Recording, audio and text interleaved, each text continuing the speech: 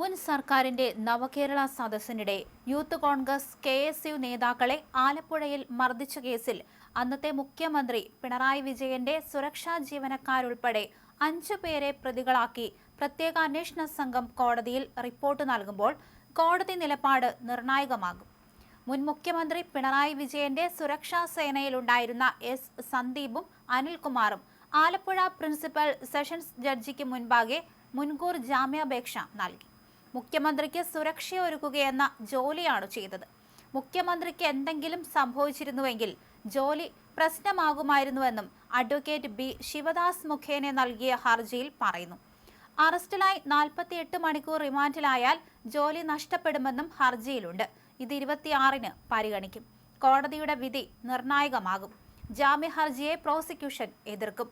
അതിന്റെ അച്ചടക്ക നടപടി തുടങ്ങാനും സാധ്യതയുണ്ട്. ഇവരെ സസ്പെൻഡ് ചെയ്യാനുള്ള തീരുമാനം ആഭ്യന്തര വകുപ്പ് എടുത്തിട്ടുണ്ട്. ഗൺമാൻ അനിൽകുമാർ, സുരക്ഷാ ജീവനക്കാരൻ എസ് സന്ദീപ്, മുഖ്യമന്ത്രിയുടെ വാഹനത്തിന് അകമ്പടി പോയ പോലീസുകാരനായ അരുൺ, ബിപിൻ, ഷൈജു എന്നിവരെ പ്രതികളാക്കിയാണ് Alappuzha first class judicial magistrate കോടതിയിൽ റിപ്പോർട്ട് നൽകിയത്. ആദ്യം സന്ദീപിനും അനിൽകുമാറിനും എതിരെയായിരുന്നു കേസ്. പുതിയതായി 3 പേരെ കൂടി പ്രതി ചേർത്തു. അംഗരക്ഷകരുടെ ഭാഗത്തുനിന്ന് ചട്ടവിരുദ്ധ പെരുമാറ്റമുണ്ടായെന്നും ഇത് വലിയ വീഴ്ചയാണെന്നും ഇവർക്കെതിരെ വകുപ്പ് തല നടപടി വേണമെന്നുള്ള ശുപാർശയും റിപ്പോർട്ടിലുണ്ടെന്ന് അറിയുന്നു. നവകേരള സദസ്സിന്റെ ബസ് കടന്നുപോയപ്പോൾ ആലപ്പുഴ ജനറൽ ആശുപത്രി ജംഗ്ഷനിൽ പ്രതിഷേധിച്ച നേതാക്കളെ ലോക്കൽ പോലീസിന്റെ മുന്നിൽ വച്ചാണ് മർദ്ദിച്ചത്. ബസിന് പിന്നാലെ വന്ന കാറിൽ നിന്ന് ചാടിയിറങ്ങിയ സുരക്ഷാ ജീവനക്കാർ ഇവരെ വളഞ്ഞിട്ട് മർദ്ദിക്കുകയായിരുന്നു. സ്ഥലത്തുണ്ടായിരുന്ന പോലീസുകാർക്ക് നിയന്ത്രിക്കാവുന്ന തരത്തിലായിരുന്നു പ്രതിഷേധം. എന്നിട്ടും അവരെ മറികടന്ന് മർദ്ദിക്കുകയായിരുന്നു. ഇത് പോലീസിന് അവമതിപ്പുണ്ടാക്കുന്നതും നടപടിക്രമങ്ങൾക്ക് വിരുദ്ധമാണെന്നും SIT വിലയിരുത്തി. റിപ്പോർട്ടിന്റെ അടിസ്ഥാനത്തിൽ പോലീസുകാർക്കെതിരെ സസ്പെൻഷൻ അടക്കമുള്ള നടപടി ഉടനുണ്ടാകും. അടുത്ത ദിവസം DGPക്കും റിപ്പോർട്ട് നൽകും.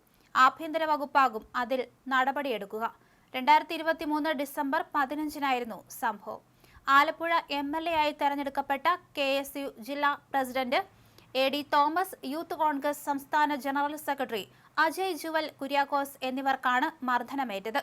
UDF സർക്കാർ അധികാരത്തിലേറിയ ശേഷമുള്ള ആദ്യ മന്ത്രിസഭാ യോഗത്തിലാണ് കേസ് പുനരന്വേഷിക്കാൻ തീരുമാനിച്ചത്.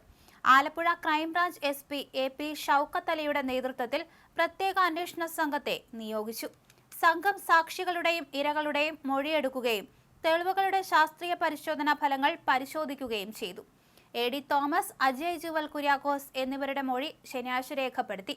അക്രമ ദൃശ്യങ്ങൾ പകർത്തിയ ജയ്ഹിന്ദ് TV ക്യാമറാമാന്റെ മൊഴിയും രേഖപ്പെടുത്തി.